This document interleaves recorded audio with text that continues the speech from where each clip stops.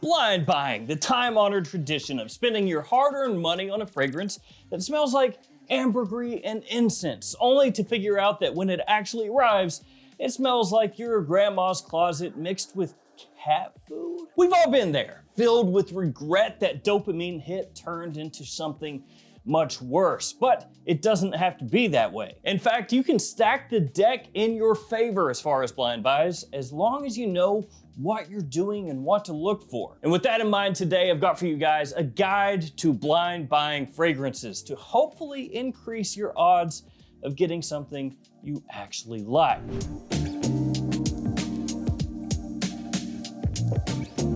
Now, of course, the easiest way to blind buy a fragrance and make sure that you absolutely are gonna love it before you get it in is to just not blind buy a fragrance. Yeah, I know, it's kind of obvious, but that's the easiest thing to do. If you have a store nearby you, whether it's a Nordstrom, Sephora, or an independent store, if you can actually go there and spray the fragrance on, preferably on your skin, not a tester strip. Those things can lie to you sometimes. I know, they're saying to you, you can trust me, bro.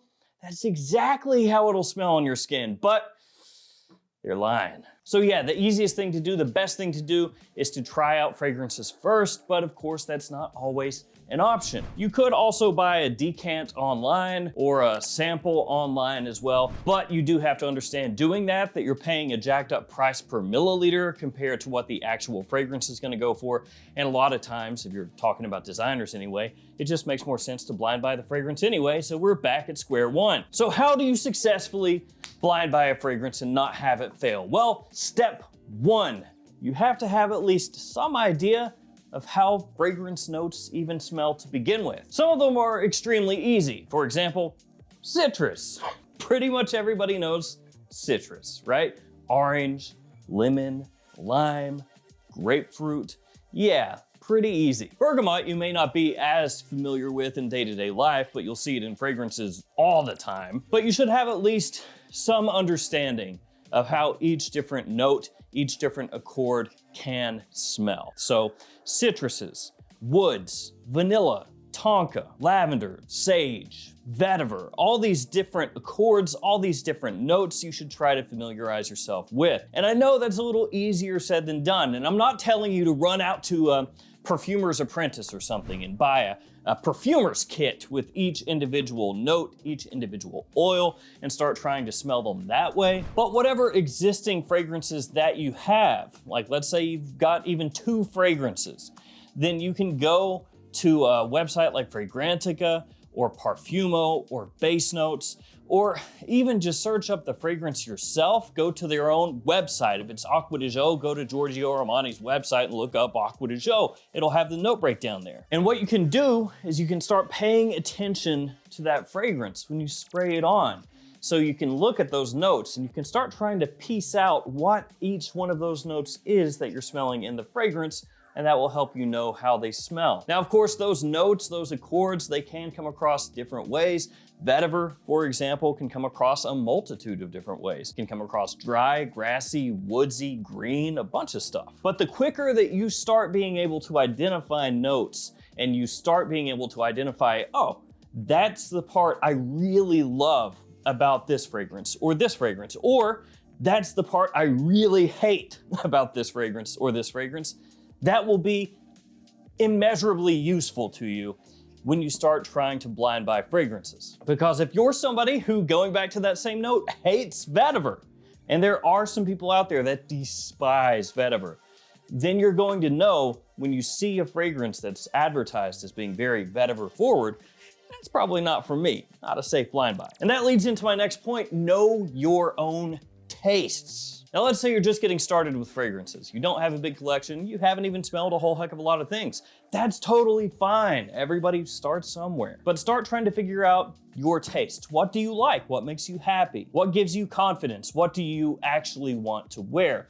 It does not matter what everybody else is wearing, it matters what you want to wear. So if you go into a store and you smell Dior Sauvage and you think to yourself, that is the best thing I have ever smelled, if that makes you happy, you wear that bad boy. You do it. You know, flip side, if you smell Dior Sauvage, you hate it, don't wear it. It doesn't matter that it's super popular, who cares? And don't allow what is or is not popular affect what you want to wear. If you like something that's really not that popular, doesn't matter, wear it. And vice versa is true. If it's super popular and you love it, wear it. To be fair, it's probably popular for a reason. And if you do only have, say, 2 fragrances, again, if you have a store, please do make some time at some point. Go in there, spend a little time smelling all the different fragrances, because there's gonna be a lot of stuff to you if you've not smelled much that's gonna be like, and figure out what's 5 that you really like. And once you can start breaking out, okay, this is what I like from this, this is what I like from this, this is what I like from this, you can start to expand from there to other things that are more similar. And also, if you have 5 fragrances and you realize, oh, there's like a common thread here between these, then that's really gonna help you as well. Another point, use DNA fragrance references. So what do I mean by that? Well, there are popular fragrances whose DNA has made it out to a bunch of other fragrances. So for example, Paco Rabanne's Invictus, right? Invictus has a very particular scent profile. Bubblegummy sweet, but also fresh. Nice and versatile, very easy to wear for a lot of people. And Invictus has influenced a bunch of other fragrances. So that means if you smell Invictus and you realize, okay, this is how Invictus smells, then when you hear somebody say, or you read somebody say, this fragrance is in the Invictus style of fragrances, you'll know right away, oh, okay, well, I love Invictus, I'll probably like this. Or if you hate Invictus, you see where I'm going? And actually for men, probably Aventus is the most copied or most inspired by a fragrance that's out there, even more so than Invictus. But if you see a fragrance compared to fragrance X, whether it's 1 Million, Invictus, Aventus, Sauvage, Bleu de Chanel, Stronger With You, whatever, you have an idea at least of how it smells, and that can help you inform your decision. And as I said just a minute ago, reviews. Absolutely, check reviews out, whether it's on YouTube or TikTok, or Fragrantica or forums or wherever. Look up some reviews and see what the consensus is. Now, you're not necessarily going to agree with the consensus, but at least it will give you an idea. But do be aware that especially when a fragrance is brand new, you're gonna see all kinds of opinions.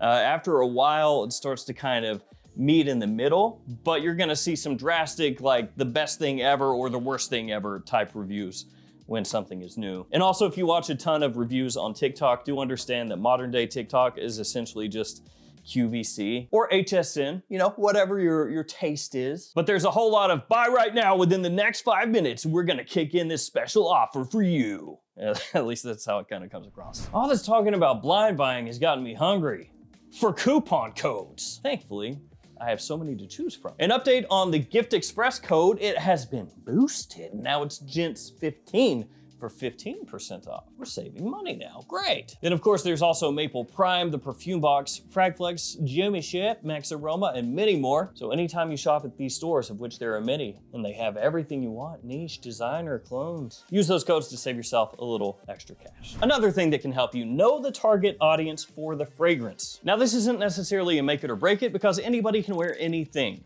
It doesn't really matter. If you're younger and you love a fragrance that's, you know, more of a classically masculine scent, go ahead and wear it. And if you're older and you want to wear something bubblegummy sweet, go ahead and wear it. But it can really help you whittle down whether or not a fragrance will work for you if you know who the intended target audience is. So if you're, say, 18, 19, and you're looking through a fragrance, you're looking up a fragrance, and you see that it appears that this is more marketed towards men like 45 and older, it's probably not made to your taste, right? And as well, if you're 45 or older and you see all the advertising for a new fragrance and it's very obviously marketed toward much younger men, know going in that it's probably not going to appeal as much to your taste. You also have to be aware that a lot of marketing, going back to that, is manipulation. Brands nowadays are trying more and more to make each one of their fragrances look more luxurious than the last. That's why we have so many fragrances now named Elixir,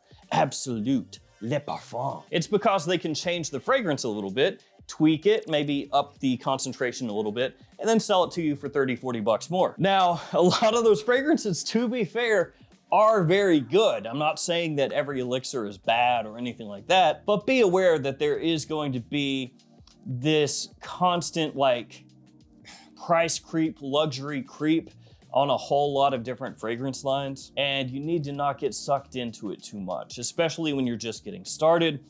Because if you immediately go like, well, oh, they came out with a new elixir. Oh, they came out with Elixir Absolute. Oh, they came out with Elixir Absolute Noir Le Parfum Code Absolute Intensely. I gotta buy it right now. You'll really quickly find yourself in bankruptcy because you just bought every single flanker that came out, and each one of them was $30 more than the last. Especially when you're getting started, it is a bit better to learn, to take your time, and to order things that you think you're really going to enjoy if you're blind buying, instead of just shotgunning out and buying like 15 things at once and just going, I hope one of them is good, dude. Ah, man, $700. Oh, I hate them all.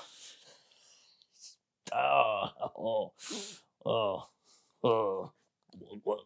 Drink the pain away. And continuing on that same train of thought, you can buy safer fragrances initially. So if you really don't have a firm grasp on what you like, even after you've smelled different fragrances and things, you can lean more towards the ones that are nearly universally acclaimed. Now, they're not all gonna work for you most likely, but it's safer doing that than just going like, well, I don't know, man, I see this $300 one and a couple people said it's pretty good, so I guess I'll just scoop it up. You're setting yourself up to be very unhappy if you do that. And I know, again, going back to what I said before, this is not technically a blind buy, but discovery sets, especially if you're looking at niche fragrances, can be a real lifesaver. Because niche fragrances, obviously more expensive than designers by and large.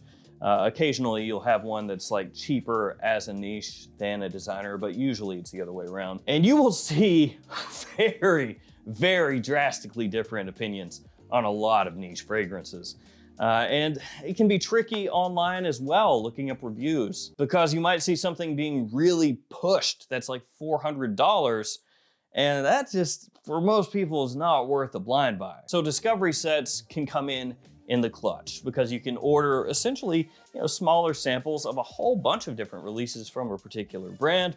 Sometimes different stores will have their own discovery sets that's compiled from a bunch of different brands. And you can sample each one of those fragrances individually before you blind buy, which is really the best way to go if you're talking about the vast majority of niche scents out there. And lastly, it does matter where you buy from. What I mean by that is some stores are a little more forgiving than others. Now, I know the overwhelming majority of people out there are pretty much like me, where if they buy a fragrance and they go, oh, I don't like it, then they're just gonna go, well, that's on me, I'm the one that bought it. And then either sell it or give it away, or maybe keep it in the collection and hope that you come back one day and spray it on and go, ah, that's actually really good.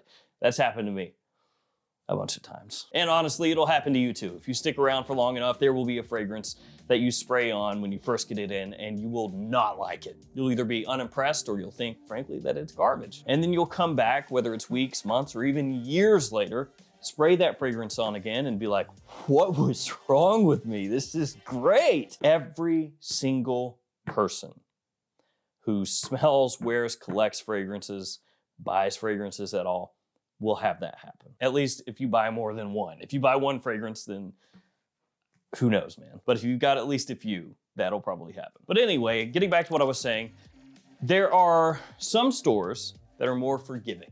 And if you purchase a fragrance, you don't like it for whatever reason, they will allow you to return it. But a whole bunch of them will not. So be aware of the return policies with the store that you're purchasing from. If you feel like if you get something in and you really despise it, that you wouldn't keep it and revisit later, you wouldn't give it away, you wouldn't sell it, you just would want to return it. Check on that beforehand. That way you're not surprised. And I know that when it comes to fragrances, or when it comes to anything, that there is a lot of FOMO, right? Fear of missing out. So a new fragrance will drop, whether we're talking niche or designer or clone or indie or whatever, and a lot of people start talking about it, whether we're talking about internet forums, Facebook, YouTube, TikTok, Instagram, wherever, and you just see it talked about a lot. Everybody's loving it. I understand the desire is like, well, I gotta get it. But if you're just really trying to wrap your head around everything and you're not sure of how it smells at all, you don't really have any reference points, it really truly is safer to just wait.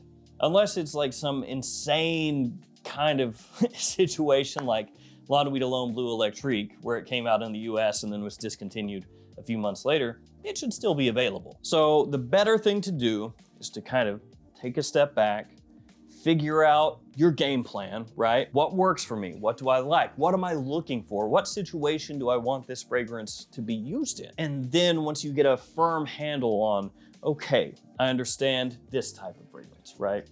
Blue fragrances, for example. I understand what that is. Then you can start going along and you can start blind buying with a little bit more confidence. But when you're just starting out, it is really important not to get sucked into hype on every single new release, because you'll end up with a whole bunch of stuff that you're not even gonna wanna wear. And sure, you'll land on some hits that you're like, oh yeah, this one is great. But then you'll have 3 other ones where you're like, I got them, I guess. So just be aware of that. It's not something where you have to immediately drop everything and purchase this and that and that and that and that, right? You can pick and choose. Nobody out there will judge you for that. Actually, that's the better thing to do. So as long as you do those things, all those different things, you will have a better shot at blind buying something and actually enjoying it. And if you do blind buy something and you end up loving it, even if it's the most hated fragrance in the world somehow, at least it makes you happy. That's what's most important. All right, guys, that'll do it for me. I hope that this is slightly useful for people thinking about blind buying. At the end of the day, it is always a bit of a crapshoot. There have been fragrances I have blind bought where it looked like, this is gonna be a home run. Then I got it in and you didn't really care for it a huge amount. There have been other times I've blind bought fragrances where I thought to myself, this is gonna be kind of crappy. And then when it comes in, I'm like, it's actually fantastic. So you're never going to hit every single time. That's just part of it. But if you can kind of parse out the style of the fragrance, how the notes should work together, when it should be used for, you can parse out who it's targeted towards and if that works for you, and also the times and reasons and seasons that you would be wearing the fragrance. And if that looks for what you're looking for, if that matches what you're looking for, then it should work out or have a higher probability of doing so. Thank you guys so much. Take care of yourselves. I'll see you tomorrow with another fragrance video. See you guys.